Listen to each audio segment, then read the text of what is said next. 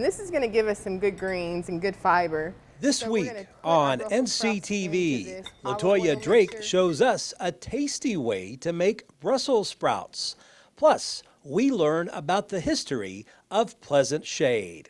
You can watch both each day at 6:30 in the morning and at 12:30 in the afternoon. You can also tune in at 5 and 9 on Monday and Wednesday evenings. Only on NCTV, your best source for local stories about So, I local really encourage people. you to try this sweet and spicy Brussels sprouts recipe.